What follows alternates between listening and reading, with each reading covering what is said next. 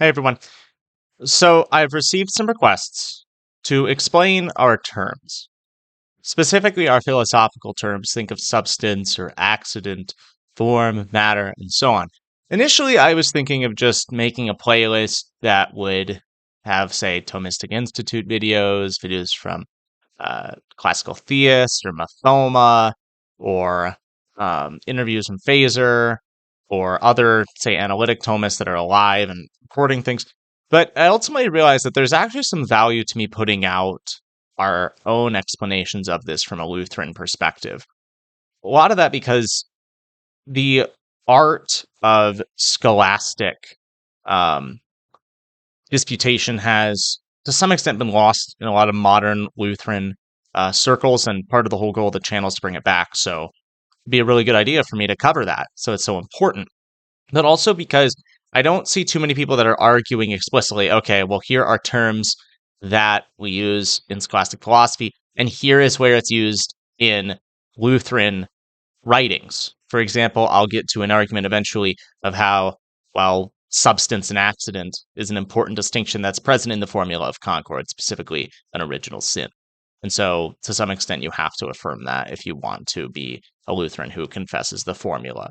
I'll get to that later in another video, but point is, the value of this is to explain these kinds of uh, terminologies from a Lutheran perspective. And that's not going to change the terminology specifically. It's not like, oh, well, Lutherans have this view of existence that's different from the scholastic per se. There may be some small areas, like we're not necessarily going to bind ourselves as much to certain definitions of, say, substance, given the Roman doctrine of transubstantiation, but nonetheless, it's going to be so similar. More so, it's for the sake of saying, well, this is why we should use it in a Lutheran context. But also, I want to spend time in this series discussing the views of different scholastics. For example, the Thomistic Institute will cover everything from a Thomist perspective, which is fine. That's their goal. They're Thomists, right? That makes total sense. But I thought it'd be nice to also cover, say, the Scotists and ideally the Suarezians and Occamites, if I can get a bunch of resources on them. Partially because what makes this whole thing difficult, or what makes reading scholastics difficult, is that they often don't define their terms. And it's not as though we should expect them to. These are the terms that they were using back then, and sometimes if there are disputes, they'll say, well, this is how we define it as opposed to the others. But in a lot of cases, they just have these terms and they agree with them. And so we have to go back and look at actually like manualists from, say, the 20th or 19th centuries to give us clues as to what these terms mean. And so the goal of this series is to kind of give the overall different perspectives on these terms, and also to see how they're relevant for theology, especially Lutheran theology. So with that in mind, I want to give a short like Prolegomena as to why we're doing this or how we're doing this, and what are the basic presuppositions, because as everybody knows, when we get into these kinds of terminologies, there are some basic ideas that you have to hold, as with pretty much most ideas and terminologies, specifically of a philosophical bend. So first I want to start off with issues of scientism. This may seem weird, but the reason I'm starting off with this is because a lot of people immediately hear this, and from an atheistic perspective, they'll just say something like, well, science is the only value, and these terms are purely philosophical. They aren't necessarily helpful. Science doesn't really test, oh, look, how much, being does this entity have? That's not really a thing in science. Well, that's simply stupid. Because what they're ultimately saying is that at the end of the day, the only real propositions that we can know with certainty are ones that are demonstrable via science. They aren't saying that we absolutely know everything already, that science has solved everything, but in a lot of cases with scientism, what they're saying is, in a world where science is perfected, where science reaches its ultimate conclusion, everybody has consensus to what science is, what it does, and has all the instruments necessary, all possible knowledge is going to be achieved through science. I do not think that this is the case. I think that this is a self-refuting notion, because science does not aim and never has aimed to demonstrate what I believe to be axiomatic principles, which we will get to soon. And so the propositions say that science is the only source of truth is itself not a scientific statement. And the other option, of course, for somebody who wants to support scientism is to say, well, it's to really expand the definition of science to include practically all disciplines of knowledge. But at that point, it's not really a valuable statement at all. You're not actually saying anything, right? I would also say that this goes against common sense. I don't think anybody actually lives according to scientism. I don't think anybody says, well, I need to absolutely verify these things using the scientific inquiry. Um, Now, you could say that a lot of people rely on science in very serious ways, and that's totally normal. But to say that every single fact of relevant, or not simply of relevance, but every fact in the world, including those of daily life, must be ultimately come from experience. I don't think anybody says that. We talk about the nature of abstraction, abstracting certain concepts from experience does occur, but the abstraction is against scientism to some degree. So it's not really relevant, or it's not possible in my mind to really live an average life and to be somebody who truly supports scientism on a consistent level. And then finally, I think it's unhelpful, and this is more pragmatic, simply because I think that some of the most important truths of the universe, truths of reality, are going to be ones that simply are not captured or aimed to be captured by science. I don't think, for example, various qualities of the world are such. I mean, I don't really know, the background, for example. Am I going to test how beautiful this is? Right. I don't think we can really do that. And I think that's such an important question, though, is what is beauty? What is truth? What is goodness? I'm not going to, pull out my, test tubes and say how much being is in this object. Yet being is a very important aspect of reality. So I bring up all this scientism to say that, when you talk with, say, atheistic friends, agnostics, or whomever that ultimately holds this kind of scientism, it's not really a good view, and that this is a totally valid project. Science is not the only basis of truth. And that isn't necessarily a thing that we come across in these theological circles as much. But I run into some other issues with theological circles that aren't necessarily scientism specifically, but ultimately come from a similar kind of, not necessarily skepticism, but this apprehension towards abstract thought in general.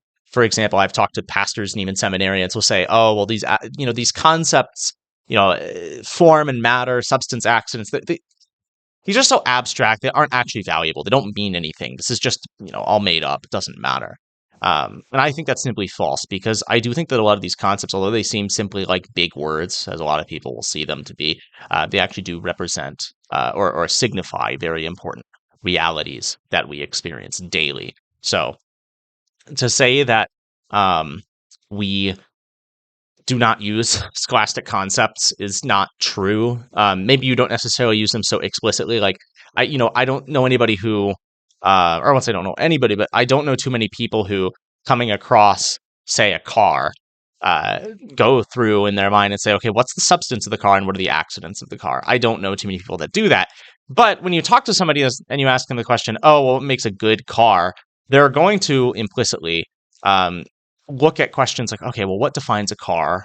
What does a car need to have to be a car, and so on. So the concepts that are found in scholasticism, for the most part, are things that we encounter in daily life, at least the basic principles of scholasticism. So with all that in mind, scientism is it's not a tenable worldview in my mind. I would also say that with respect to people who are really skeptical of abstract thought in general and only want to stick to concrete things, well, you do a good degree of abstract thought in your life. So I'm sorry, but this is actually necessary. And it really helps us pinpoint this abstract thought as opposed to leaving it nebulous and unformed. Okay, so when we get into scholasticism, we are not trying to say, okay, well, here, every single possible principle in scholasticism is absolutely demonstrable, that I can make an argument for every single aspect of scholasticism. And that's just not possible in any system, frankly. It really is not, because there are certain laws of logic, which I have written down here, certain axioms that you cannot prove or deny. At best, what you can do is you can show that the denial is absurd, right? So there are a few notable concepts here. One of them is going to be that metaphysics is prior to epistemology. So there are a few arguments for this, and this video is not meant to be this thorough demonstration of this truth. But what this is generally supposed to say is, okay, scholastics believe this, and it's true, frankly. And here's a brief rundown of it. So this may seem like a very just odd thing to start off with. Metaphysics is prior to epistemology. That just seems really out there. What does that have to do with all of this terminology? Well, the point of this is it's kind of a reaction, a response to the Enlightenment. Not necessarily the Enlightenment as much as early modern philosophy. So Descartes, Kant, Hume. So the rationalists, empiricists, and the philosophies that fall out of that, which generally are starting with epistemology. And the reason this matters is because what they do is they kind of start with a question: how do I know epistemology, as opposed to what is there, what do I know, which is metaphysics.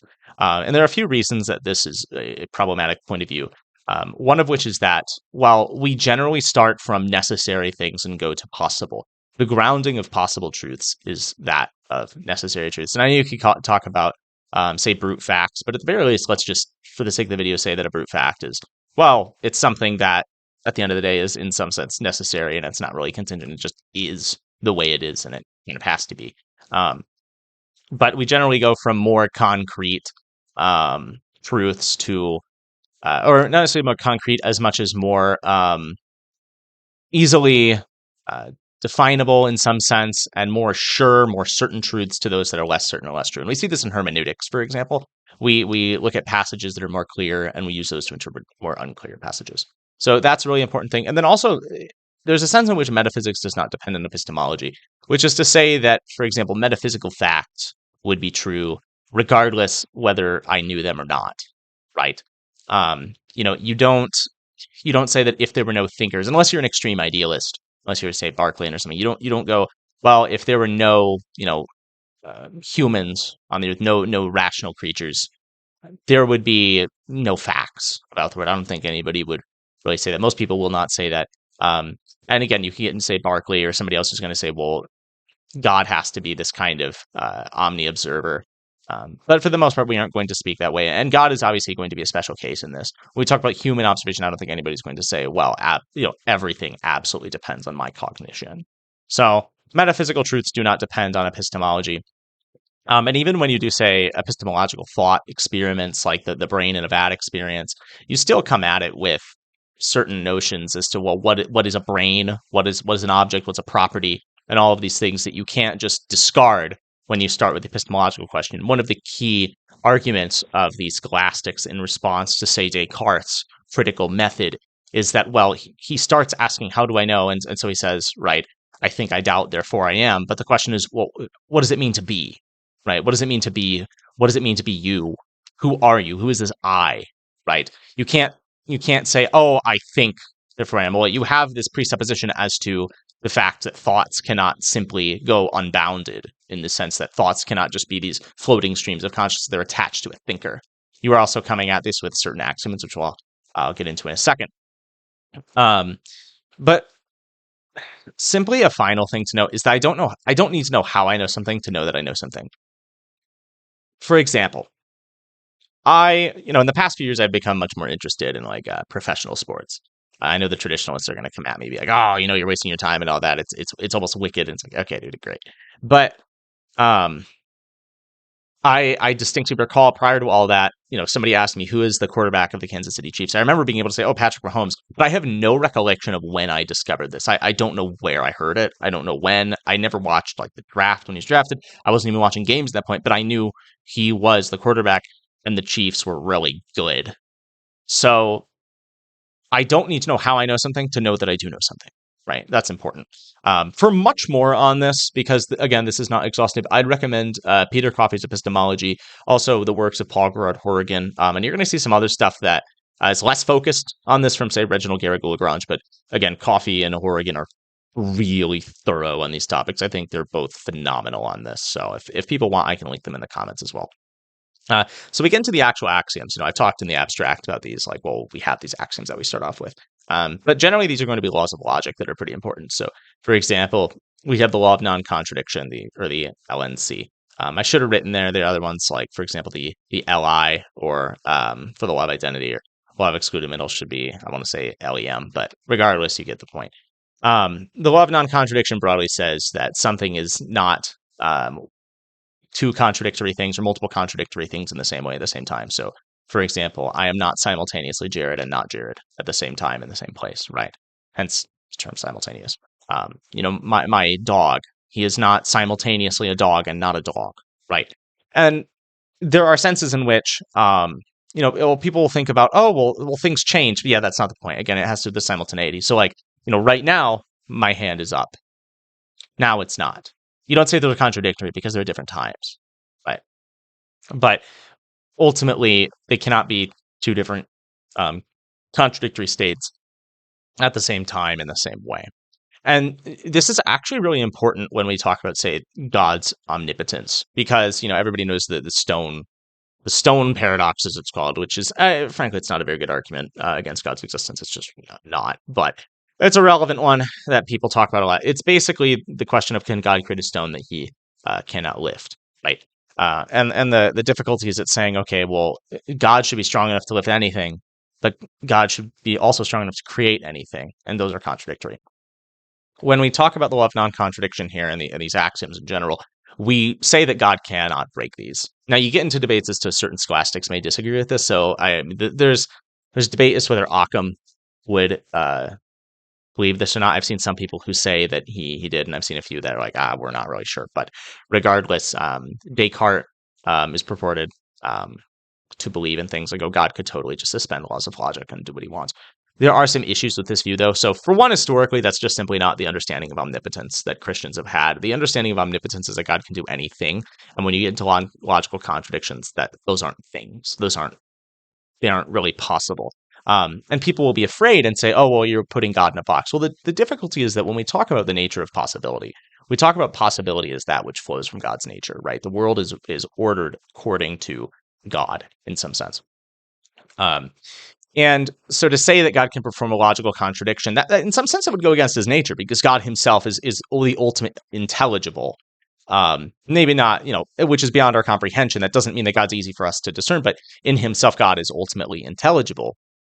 But and the world is also intelligible. We don't want to talk about these concepts that are totally like unintelligible, unreasonable, and outside the realm of reason. There's going above reason in the sense like, oh, I could not imagine this, but then there's going flat against all of this, right? And so that's why when Seth and I did that video against Redeem Zoomer, we didn't say, oh, the Reformed say that God can't do logical contradictions, but we say God can. No, we just say that there are restricted universals or things that are apparently not so. We want to defend the notion that God does not perform logical contradiction and cannot. But we have to say, well, what is a logical contradiction? We have to say, when God says that he can do a certain thing, we have to say, okay, it only may seemingly be a contradiction, but it's not totally. And there are real reasons for this that are outside of philosophy. Simply, and this is, in my opinion, the most important one that I try to get across to most people. When we talk about God performing contradictions, if God were to perform contradictions, what he would be doing is making something simultaneously true and false. That would be what he'd effectively be doing. And with that in mind, there's no real ability for us to trust Scripture, right? So when Scripture says something like God does not lie, if God could perform logical contradictions, that could simultaneously be true and false. Christ could have simultaneously true and false, risen from the dead, and he might not have, but he also could have, right? Or he simultaneously did and did not. And we don't want to say that. That's not good, right? And so that leads us to ultimately distrust the Scriptures. It leads to a lot of theological issues, because then it's like, I have no clue what God's saying. God is totally beyond me, a way that I cannot discover him in any way, shape, or form. Divine revelation is entirely untrustworthy. So we do not want to say that God performs contradictions. To say that God performs contradictions leads to many philosophical issues. And it also leads to very, very solid, very dangerous theological issues too, that will ultimately take away anybody's confidence in the Scriptures when they take it to its logical conclusion. So after that brief tangent, there's also the law of identity. It's basically that something is itself. So 1 equals 1, 2 equals 2, Jared equals Jared, dog is a dog, God equals God, so on.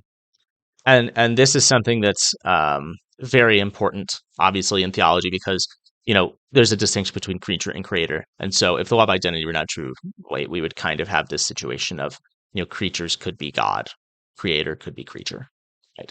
We don't want to say that. And of course, it's different with the incarnation, but I'm talking qua divine nature, right? Then there's the law of excluded middle. Basically, it's kind of an expansion of these two. It's effectively that you do not have things that are in between yes and no at the bare level. So somebody could qualify statements, right? Like as somebody says, or if someone were to say, let's say, again, going back to football, somebody says, are the Patriots a good football team? Or have the Patriots been a good football team? You could say yes and no, right? You could say yes insofar as, hey, they've won a massive amount of Super Bowls compared to other teams. Like it's quite insane. But currently, they're not so good, right? Watch them win another Super Bowl after I said this. It's the summer of 2023, so as of now, they have not played any games. But the point is, there are times when it's like, well, you can qualify statements, and that's not breaking the law of excluded middle. What breaks the law of excluded middle is something like, is Jared using a computer that has a webcam that works in every way? You don't go yes and no on that, right? You don't have an in between of yes and no. At the end of the day, you just can't make, with law of excluded middle, it's about not making qualified statements. It's really a bare level thing, right? So that's important. And these are all things that these three are all things that we all kind of live on. I think everybody knows these. They just don't necessarily think of them super openly. The final one is the principle of sufficient reason. This is debated. I wanted to include this because this is highly debated. It wasn't really formulated so explicitly until Leibniz. And there have been some scholarly works as to, Richard of St. Victor says some stuff. Of course he does. But you don't necessarily see its prominence as much until Leibniz, who is not a scholastic. I mean, he was a rationalist with some scholastic tendencies and influences. But you could argue that the principle of sufficient reason is found in the scholastics, and I think there's a very, very solid case to make on that. I personally believe it. I do think that it's something that we generally believe, but it's much more debated. It's not at the same level of certainty in my mind as, say, the law of non-contradiction and the other two that I've written down there. But nonetheless, there are some manualists who want to include the principle of sufficient reason as these necessary truths. I believe it was Reginald Garrigou-Lagrange who basically argues that the principle of sufficient reason necessarily flows from these other axioms. And of course, what makes this tricky is that the principle of sufficient reason, it's not like the law of non-contradiction, the law of identity, the law of excluded middle, where it's, there's generally a consensus as to what this means. Whereas the principle of sufficient reason, there's a lot of scholarly material as to, we have to restrict the principle of sufficient reason. So Alex Proust, for example, has a work, A Principle of Sufficient Reason, a reassessment, I believe it's called, wherein he goes in quite great detail and defends what he calls a restricted principle of sufficient reason, as opposed to an unrestricted principle of sufficient reason. And so there are different versions of it, and it's much more metaphysically complex than the other axioms that I've mentioned. So at the very least, I would personally say you should affirm all four, but at the very least, the top three are the most relevant and the most important to hold, and serve as the basis of the principle of sufficient reason, at least in the mind of Reginald Garrigou-Lagrange. Sorry. Some other basic ideas to have in mind. The reliability of the senses, just generally scholastics and are going to come from this notion that our senses are pretty reliable. Now, what's important is that when we talk about the reliability of the senses, we're not saying, the senses can never be deceived. We're not saying you have this perfect and what we call naive realism or anything like that. But generally, the senses are reliable and they can be corrected. That's really important. So when, one of the reasons Descartes goes against the reliability of senses, his critique of it is partially that our senses can be deceived. For example, you can see an object that appears big in the distance, but it's actually small, or vice versa. And Peter Coffey raises a pretty solid point, which is, that doesn't go enough to say our senses are not reliable, because we can still correct the sense, right? You eventually go up to that tree and say, the senses, I was wrong back there, but I now can tell that I was wrong, right? That's really important. And there are times like optical illusions and other stuff where the senses are not, perfect, but broadly, the senses are pretty good. And so we rely on them a lot, and they're pretty good sources of truth with that in mind. And then next, possibility of natural theology. This is actually really important. So when I talk about the possibility of natural theology, I am not simply saying the possibility of talking about God. I'm saying possibility of talking about God according to creation to some extent, right? And using these terms. This is some extent against the presuppositionalists. And I know there's work, I believe John Frame has done some work trying to reconcile some forms of Thomism with presuppositionalism. I could be wrong on that. But there have been some stuff in that. But in general, scholastics are quite optimistic with the role of natural theology and are going to be using this stuff to talk about God a lot, because a lot of these terms are going to be used and applied to God and discussions about it. So there's extensive debate as to whether God has substance and accidents, discussions of God as form and matter, right? Whether God creates matter and so on. So even when you see figures like Occam, he's going to talk about some of this language. He may be more skeptical of it, especially with his understanding of, say, causality. But at the end of the day, they are going to broadly have a view of the possibility of natural theology. So at the very least, we're going to say that natural theology is possible. You may be able to find one or two scholastics who are ultimately against it, but for the most part, the scholastics are pro-natural theology. And then, so finally, I wanted to say, well, analytic philosophy am I ever going to touch on that? I might touch on some analytic concepts. I might, broadly, we're going to talk about scholasticism. That's much more important for this.